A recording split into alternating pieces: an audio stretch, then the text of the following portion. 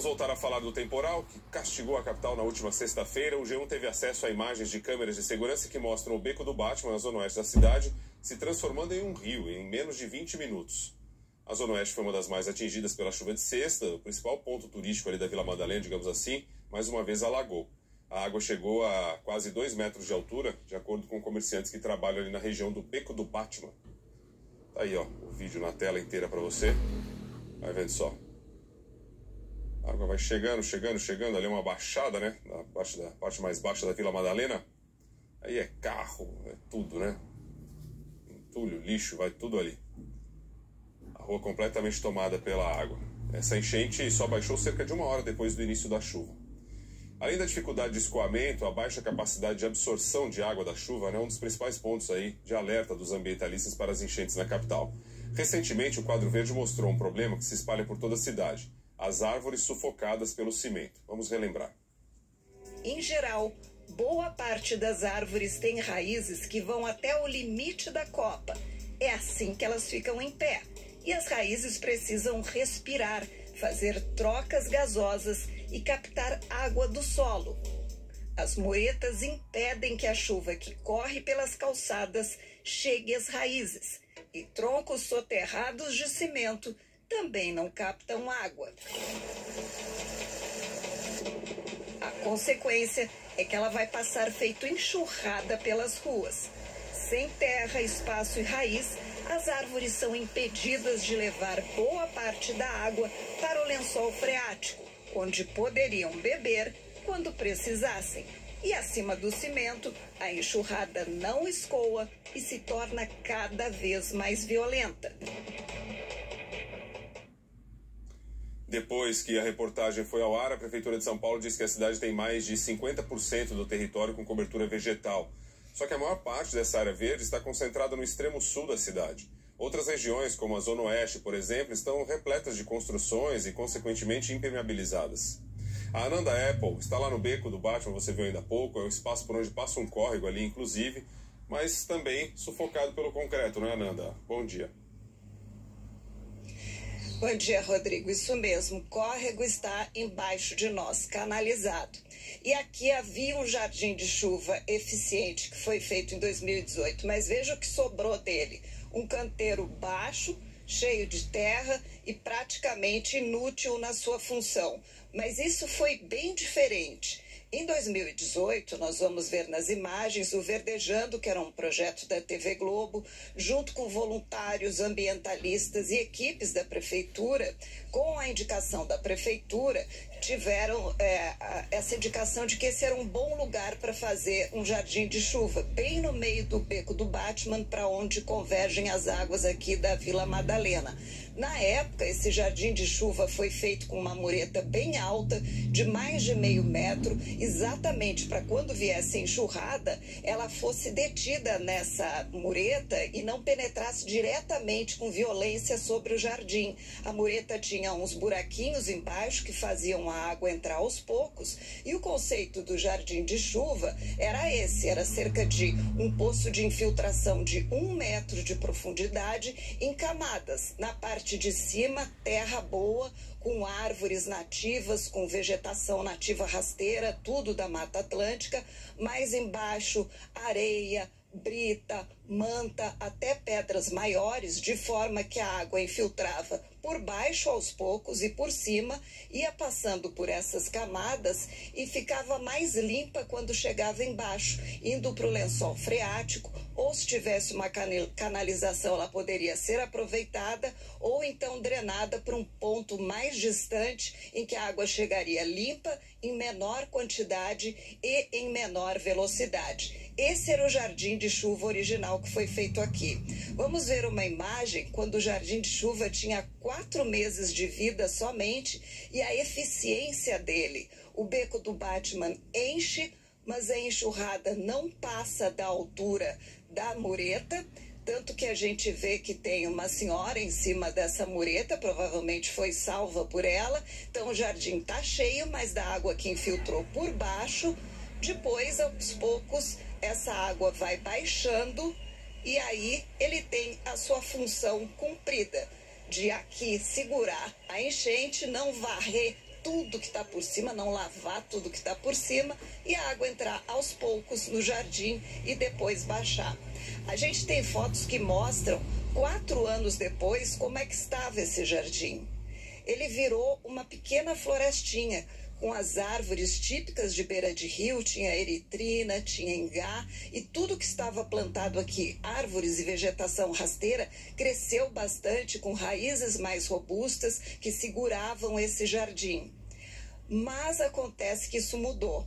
Em 2002, a prefeitura tinha mudado também, uma nova gestão, e a própria prefeitura passou a achar que esse não era um bom lugar para um jardim de chuva e que estava enchendo de lixo. Então, o que ela fez? Ela deixou a mureta mais baixa, tirou todas as árvores e prometeu plantar aqui uma nova vegetação. Na época, era até uma vegetação bastante baixa, que eu acompanhei isso. E de lá para cá, nada mudou. Tanto é que hoje a gente vê que a mureta tem pouco mais de 20 centímetros de altura. Foram eliminadas todas as aberturas que faziam a água entrar por baixo.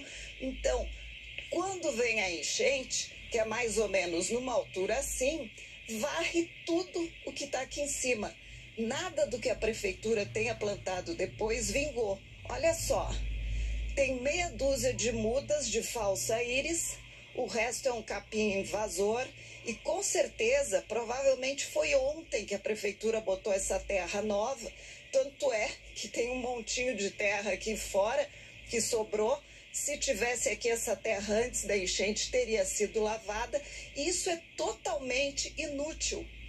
O que quer que ela plante aqui, com a próxima enchente, vai ser tudo levado, porque não tem mais mureta para segurar. E o jardim de chuva vira um canteiro de terra lavada que não serve para nada. Vamos ver a entrevista de um dos idealizadores do antigo jardim de chuva que funcionava. O jardim de chuva que foi feito no Beco, ele era uma amostra, ele era um começo de uma conversa. Então, essa mesma solução, ela devia ter sido replicada, ela ainda pode ser, né, replicada no máximo de pontos no caminho dessas águas. Então, de onde vem, né, onde a gente fala de contribuição, então é como se a gente fosse somando as ruas, fossem somando as avenidas, os lugares por onde a água está passando, até que ela se acumula ali na parte baixa, onde é o Beco do Batman, naquele volume. Então, se esses jardins fossem feitos em todo o seu caminho, né, do beco para trás, subindo a paisagem, a gente teria uma quantidade muito menor de água, porque essa água estaria sendo armazenada ou infiltrada no solo, né? Então essa é a grande proposta, foi a grande provocação com aquele jardim. A gente sabia que aquele jardim, no lugar de maior acúmulo de água, não seria suficiente, mas que fosse uma provocação para que outros jardins fossem pensados, um plano maior fosse pensado para a bacia toda, que contribui, né, que soma para esse volume de água que a gente viu acontecendo aí no final de semana no Beco. Como diz o Nick, um jardim de chuva só não faz verão aqui no Beco do Batman, para onde vem toda a água de enxurrada. É preciso uma série deles nos locais certos, pela cidade inteira, em grande quantidade. Jardim de chuva sozinho não resolve o problema das enchentes. Isso faz parte de uma ação interligada em que tem que se pensar a cidade. Plantando árvores nativas de grande porte, a gente perde as centenas a cada enchente, a cada vendaval, a cada vento, não repõe na mesma velocidade, e quando repõe são árvores ainda bem fininhas que sofrem vandalismo, que não tem espaço nas calçadas, que depois não tem manutenção, não tem doenças tratadas. Além do mais, a gente sabe que a cidade está cada vez mais asfaltada, inclusive em pontos onde tem paralelepípedo, que é praticamente uma relíquia sagrada. Paralelepípedo tem infiltração de água no solo freático, não esquenta tanto, e o asfalto tapa tudo. E a cidade está sendo progressivamente asfaltada, esquentando e sendo impermeabilizada. E se a gente permitir no plano diretor que todas as casinhas que tem jardim, que tem jabuticabeira, pitangueira no fundo, sejam destruídas para dar lugar a grandes prédios que fazem jardins com meia dúzia de espécies estrangeiras cachoeiras que não são reconhecidas pela nossa fauna, a gente vai ter uma cidade irreconhecível, totalmente permeabilizada e que a cada chuva é um desastre certo. Então tem que mudar a maneira de pensar a cidade para que ela possa se tornar permeável de novo. Com asfalto, prédio com jardim estrangeiro, a gente não chega lá. Rodrigo. Jardim fakezinho, né? Falta muito compromisso com a cidade nesses empreendimentos todos. Você tem razão, esses empreendimentos imobiliários, né? O pessoal está preocupado sempre ali, deixar uma aparênciazinha da grade para dentro, para poder vender ali o apartamento no menor valor possível, no melhor valor possível. E aí não tem um compromisso com a cidade, né? Daqui a pouco é o próprio prédio que vai encher de água, como a gente já viu aqui em várias circunstâncias. Muito triste isso, Ananda, que você traz pra gente aqui. É um regresso, né? A gente anda para trás, constrói as coisas e depois fica tudo abandonado, tudo largado.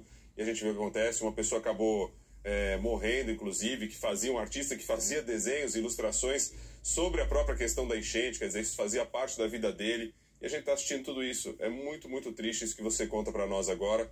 E aí vai vir aquela história, né, Ananda? Ah, mas isso daí é a quantidade de água. É sempre a quantidade de água. Sempre a quantidade de água que vai ser muita água. Vai vir essa falação vai vir aí. Tenho certeza absoluta. De que é muita água e que nada dá jeito e que não sei o que lá. Mas assim, o fato é que, seja o tanto de água que for, que desse resultado ou não desse, o fato é que tinha uma área verde ali, permeável, construída, foi idealizada. E por que isso ficou abandonado? Esse é o ponto. Obrigado, Ananda Apple. Vamos lá. Secretaria do Verde e do Meio Ambiente da capital diz que a cidade conta atualmente com 409 jardins de chuva e que a instalação de novos jardins na região do Beco do Batman está em fase de avaliação. A Secretaria Municipal das Subprefeituras ressaltou, porém, que os jardins de chuva não são feitos para conter grandes volumes de água, como o que ocorreu na sexta-feira, e que faz a limpeza constante das galerias pluviais da região. Somente em 2024, a Subprefeitura de Pinheiros retirou 135 toneladas de detritos. É isso, gente. Se não funciona, por que está fazendo mais? Por que vai fazer mais? Por que diz que vai fazer mais e que tem tantos na cidade se não funciona? Ah, muita água e tal. Eu nem entro nesse ponto de fazer mais. Eu entro no ponto de um negócio que foi feito, teve investimento ali e aquilo ficou abandonado. Esse é o negócio. E com relação a lixo, a gente fala bastante aqui todo dia, né? Cíntia Toledo. Vamos lá.